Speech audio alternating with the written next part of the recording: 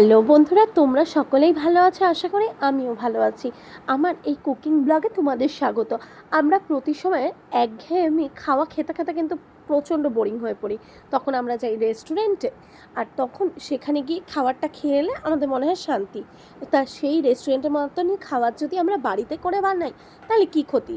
তার জন্য আমি আজকে বাড়িতে বানাচ্ছি আটার নান আর সঙ্গে কড়াই চিকেন। তার জন্য কিন্তু আটাটাকে আমি দই দিয়ে চিনি দিয়ে প্রথমেই মেখে মানে রেখে দিলাম কিছুক্ষণের জন্য। আর এখানে আমি ভেজিটেবলগুলো নিয়ে নিয়েছি, ক্যাপসিকাম, টমেটো, পেঁয়াজ কুচি আলাদা করে বড় বড় ডুমো ডুমো করে কেটে নিয়েছে, আর সঙ্গে কিন্তু কিছুটা রসুন, পেঁয়াজ, আদা, টমেটো এগুলোকে বাটা করে নিয়ে এলাম মিক্সিতে। সঙ্গে পেঁয়াজ কুচিও ছিল আর কাঁচা লঙ্কা দিয়ে ভালো করে বাটা করে নিয়ে এটা কিন্তু সাদা তেলে রান্না হবে, তাই সাদা তেল দিয়ে সেই মিক্সিতে যে পেস্ট করা বাটাটা দিয়ে দিলাম। এবারে আবার মিক্সি বাটি নিয়ে নিলাম, তার মধ্যে চারমগজ আর টক দই দিয়ে আবারও বেটে নিলাম।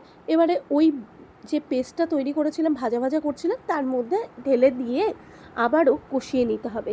এবার আর একটা ফ্রাই প্যানে প্রথমে নিয়ে নিলাম যেই ভেজিটেবলগুলো কেটে রেখেছিলাম ওগুলো দিয়ে দিলাম, আর তার মধ্যে কতগুলো রসুন থেতো করে কিন্তু দিয়ে দেব। আর এর মধ্যে যেই মাংসটাকে রেখেছিলাম সেটাও আমি দিয়ে দিচ্ছি। মাংসটাকে প্রথমে ভাজা করে নিতে হবে। এর মধ্যে দিয়ে দিলাম সামান্য পরিমাণ নুন, দিয়ে দেখো ভাজা করে নিচ্ছি মাংসটাকে। মানে মাংসটা খানিকটা সেদ্ধ করব, হাফ সেদ্ধ করব, হাফটা পরে করব। এই দেখো সাদা সাদা কিন্তু মাংসটা হয়ে এসেছে। এদিকে আর একটা ফ্রাই প্যান নিয়ে তার মধ্যে দিয়ে দিলাম গোটা জিরা, গোটা শুকনো লঙ্কা, সঙ্গে দিলাম ধনে, গোটা ধনে। ওটাকে ভালো করে রোস্ট করে নিচ্ছি। আর তারপরে ওটাকে গুঁড়ো করে নেব। ওটা আমি একটু সামান্য পরিমাণ জল দিয়েই করে নিচ্ছি। তোমরা চাইলে এমনি নর্মালও গুঁড়ো করে রাখতে পারো, বেশ সুন্দর স্মেল আসে। এটাও কিন্তু ওই যেই ভাজাটা করেছিলাম, মশলাটা কষাচ্ছিলাম, তার মধ্যে দিয়ে দিলাম। এবারে দিয়ে দিলাম জিরা গুঁড়ো, দিয়ে আবারও ভালো করে নাড়াচাড়া করে নিচ্ছি। তার মধ্যে দিয়ে দিলাম সামান্য পরিমাণ লবণ, হলুদ, দিয়ে দিলাম লাল লঙ্কার গুঁড়ো, দিয়ে আবারও নাড়াচাড়া করে তার মধ্যে দিয়ে দিলাম একটু মিট মশলা। যেহেতু চিকেন রান্না করছি তো একটু মিট মশলা দিলে টেস্টটা কিন্তু খারাপ হয় না। এবারে দিয়ে দিলাম গুড়টা দিলে টেস্টটা বেশ ভালো আসে। সামান্য একটু মিষ্টি মিষ্টি ঝাল ঝাল হলে টেস্টটা কিন্তু দারুণ লাগে। এবারে কিন্তু জল দিয়ে মাংস যে সাইডে করে রেখেছিলাম খানিকটা সেদ্ধ, সেটা দিয়ে দিলাম। দিয়ে এবার এটাকে ভালো করে কষিয়ে নিতে হবে। পাশ দিয়ে যখন তেল বেরোবে তখনই দেখবে তৈরি হয়ে যাবে। এবারে আমি সামান্য লাল গুঁড়ো, যেটা হচ্ছে কালার, সেটা মেশাচ্ছি।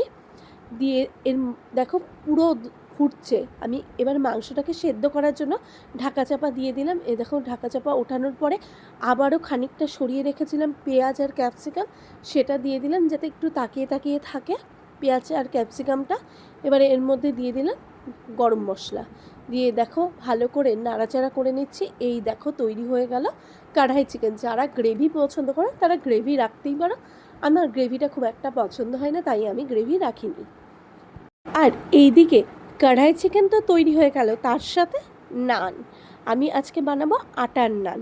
তা এর জন্য কিন্তু আমি এখানে ছোট ছোট করে রসুন কেটে নিলাম, আর আটার তো ডোটা বানিয়েই রেখেছিলাম, সেই ডোটা দিয়ে এরকম নানের শেপ করে নিলাম। তার মধ্যে কয়েকটা রসুনও দিয়ে দিলাম, ওপর দিয়ে কালো জিরেও স্প্রিঙ্কেল করে ছড়িয়ে দিলাম। আর এইদিকে দেখো আমি ওটিজিতে করছি, কিন্তু ওটিজির থেকেও আমার মনে হয় যদি গ্যাসে আমরা নানটা করি আরও ভালো হবে।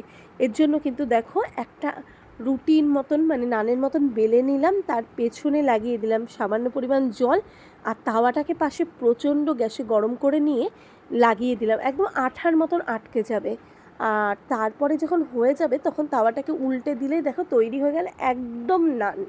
খেতে কোনো রকম কোনো কিন্তু বিকল্প নেই, দোকানের নানের মতনই খেতে হয়। এটা আটা দিয়ে তৈরি, যেটার স্বাদ কিন্তু ময়দার মতনই, ময়দার থেকে কোনো অংশে কম নয়। তোমরা বাড়িতে চাইলে এমন করেই করে নিতে পারো। এরপরে খুন্তি দিয়ে ভালো করে উঠিয়ে নিলেই তৈরি হয়ে যাবে আটার নান। ওপর দিয়ে বাটার লাগিয়ে তৈরি হয়ে গেল একেবারে দোকানের মতন নান। আর এটার ভেতরে স্টাফ কিছু ঢুকিয়ে কুলচাও বানিয়ে নিতে পারো। এই দেখো আবারও নানের শেপে আর একটা বানিয়ে নিচ্ছি, এমন করেই প্রত্যেকটা বানিয়ে নিতে হবে। আমি গার্লিক নান বানাচ্ছি, আর ওপর দিয়ে গার্লিকও দিলাম, সঙ্গে কালো জিরেও দিলাম, দিয়ে কিন্তু আবারও পেছনে জল লাগিয়ে তাওয়াটাকে একেবারে গরম করে এটাকে একবারে চিপকে দেব, কোনো কিচ্ছু দেব না। তারপরে এই দেখো চিপকে দিচ্ছি, আমার চিপকাবার কিছুই নেই, ওটা অটোমেটিকই চিপকে যায়। তারপরে এই দেখো ধোয়া বেরোচ্ছে, মানে পেছনে প্রায় পোড়া পোড়া হয়ে গেছে। এবারে এটাকে উল্টে দিলেই কিন্তু আস্তে আস্তে ফুলতে শুরু করবে। কিছুক্ষণ এমন করেই রেখে দিতে হবে, ভেতরটা পোড়া পোড়া হয়ে গেলে কিন্তু তৈরি হয়ে যাবে নান। এরপরে এই নানের ওপরে বাটার লাগিয়ে সার্ভ করলে কেউ বুঝতেও পারবে না যে তুমি এটা রেস্টুরেন্ট থেকে কিনে এনেছো, না এটা বাড়িতেই বানিয়েছো। তা তোমাদের কেমন লাগলো এই রেসিপিটি প্লিজ কমেন্ট বক্সে কমেন্ট করে জানাও। আর এমন করে বাড়িতে কিন্তু নান করে দেখো, ময়দারও করতে পারো আটারও করতে পারো, দুটোই খেতে ডিলিশিয়াস হয়। প্লিজ কমেন্ট বক্সে কমেন্ট করে অবশ্যই জানাও তোমাদের কেমন লাগলো, আর আমার এই রেসিপিগুলি তোমাদের কেমন লাগছে প্লিজ কমেন্ট বক্সে কিন্তু এটাও জানাবে। আর তোমরা যদি নিত্য নতুন কোনো রেসিপি জানতে চাও সেটাও আমাকে কমেন্ট বক্সে লিখে পাঠাও, আমি সেটাই করে তোমাদের দেখাবো।